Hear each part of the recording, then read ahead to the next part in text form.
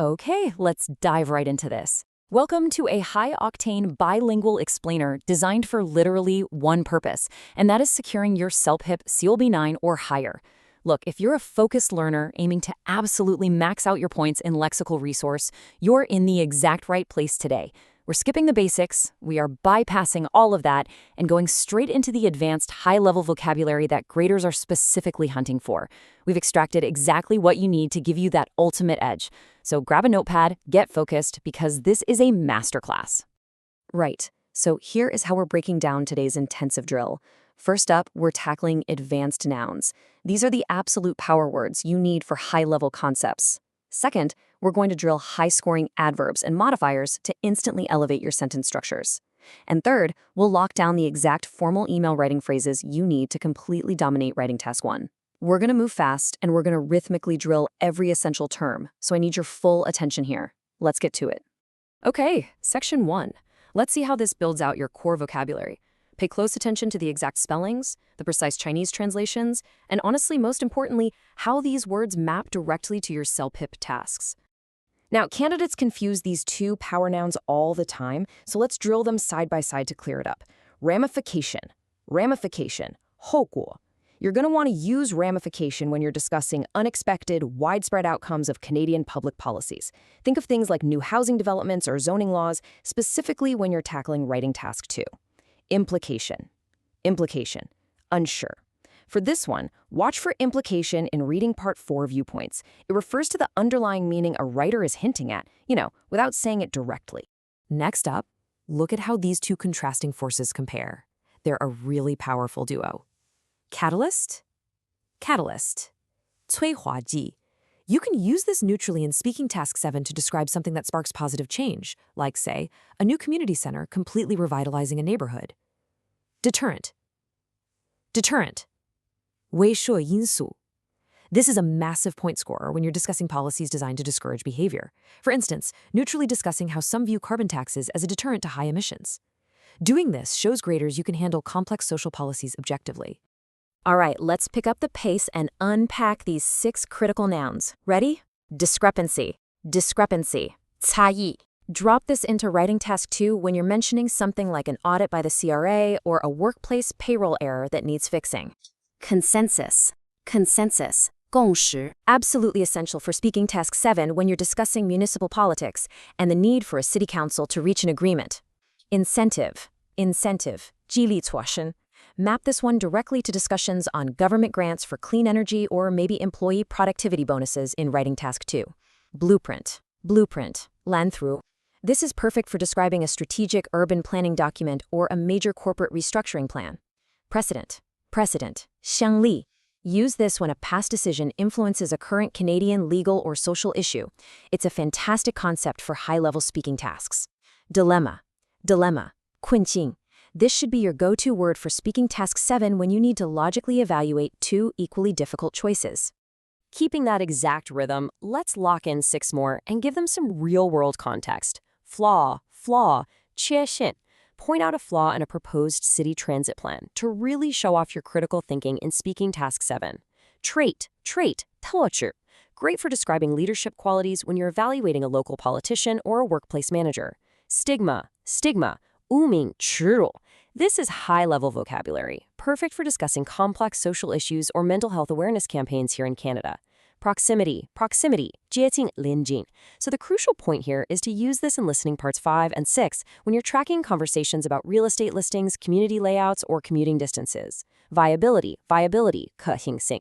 Perfect for questioning if a newly proposed downtown project is actually going to work economically. Resilience, 韧性恢复力. Anchor this to discussing how Canadian small businesses or local supply chains are recovering post-pandemic. Finishing up our advanced nouns with these 4 heavy hitters. Transparency, 透明度. Neutrally tie this to government audit processes or corporate financial reporting. It instantly demonstrates advanced business vocabulary to the examiner. Autonomy, 自治权或自主权. Highly relevant for reading part 4 strategies discussing remote work trends and employee independence in the Canadian workplace. Consequence, 后果. This is a really solid alternative to the basic word result. Use it when discussing the environmental fallout of resource extraction or urban sprawl in your writing tasks. Prototype, 原型. Essential for tech or manufacturing discussions, particularly in listening tasks where new inventions are being tested out. And honestly, this right here brilliantly illustrates exactly how to deploy these terms. Look at this sentence. Despite the discrepancy in the initial blueprint, a consensus was reached to prioritize the viability and transparency of the initiative. I mean, wow.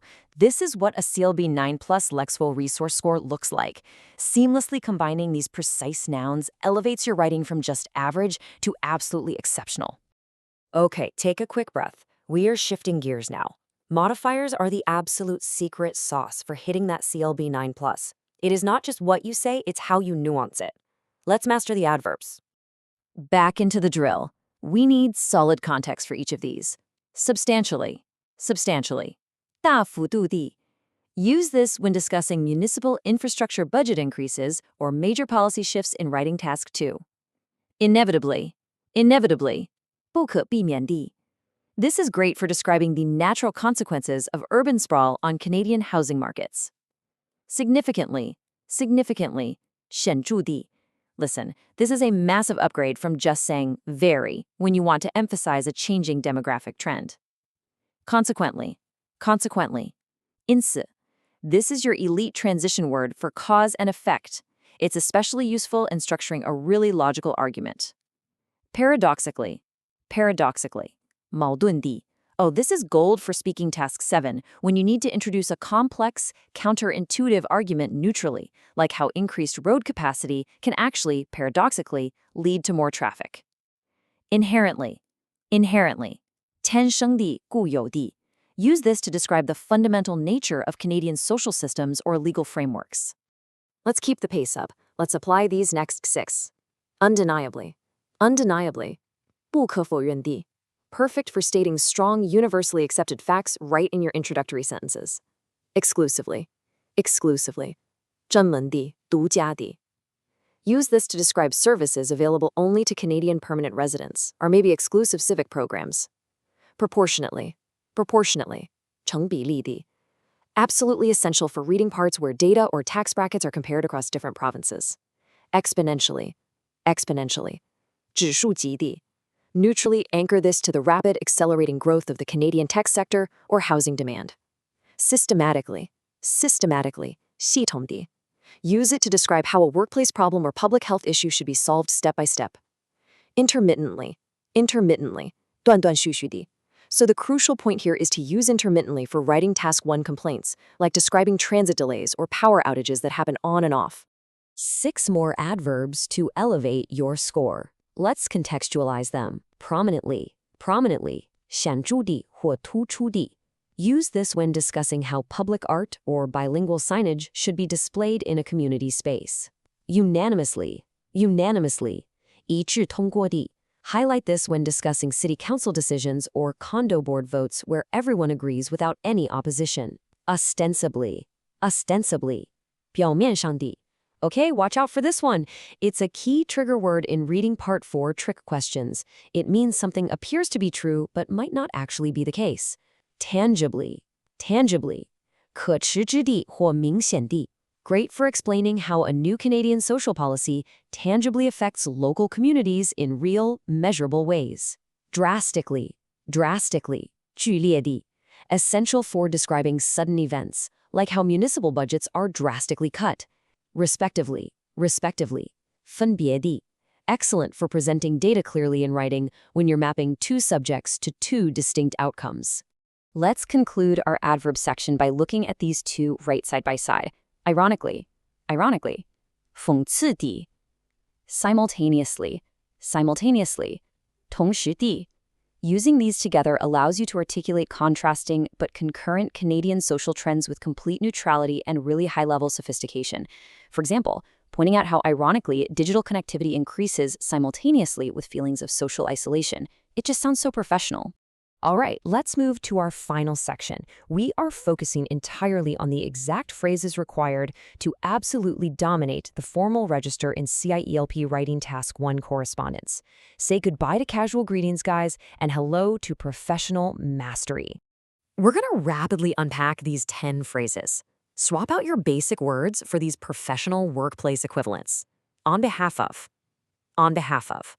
代表 Start an email to a city planner by speaking on behalf of your neighborhood association. Express my gratitude. Express my gratitude. 表达谢意 This is way better than just saying thank you when a manager approves your request. Bring to your attention. Bring to your attention. 提醒您注意 Use this in the opening paragraph of a complaint letter to HR or a local municipality. Inquire about. Inquire about.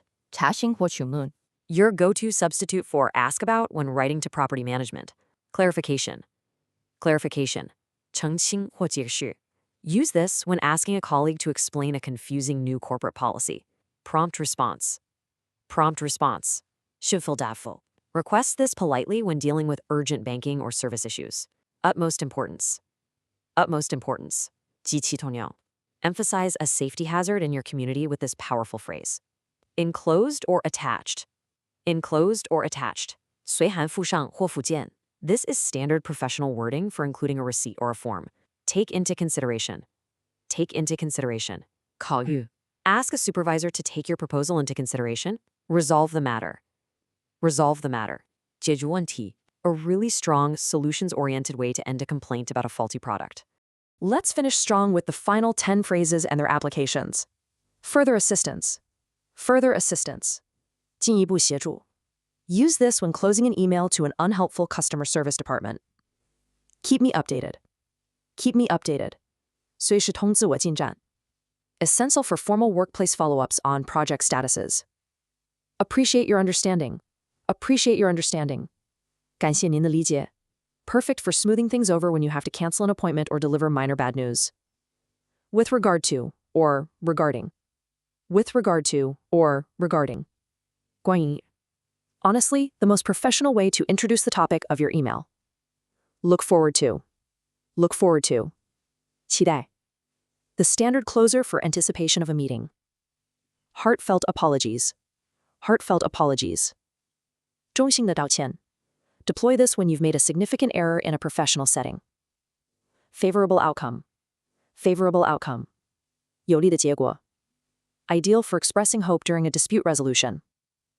Correspondence. Correspondence. 通信, 信件. A really high-level word to refer to previous emails or letters. Urgency. Urgency. 紧迫性. Use this to escalate a maintenance issue with your landlord. Follow-up. Follow-up. 后续, 随访. And a quick pro tip for you.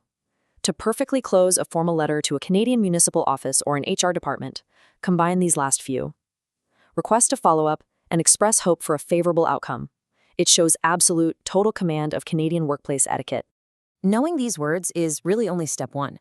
The ultimate question is, in your next writing task, are you going to settle for good enough, or will you deploy this advanced vocabulary to secure the CLB 9+ you actually deserve? Because the difference between an 8 and a 9 often comes down to a single, perfectly placed modifier or a precisely chosen noun. So, how will you elevate your next sentence? Dive into your active practice, map these words to your mock tests, and we'll see you in the next explainer. Keep up the great work.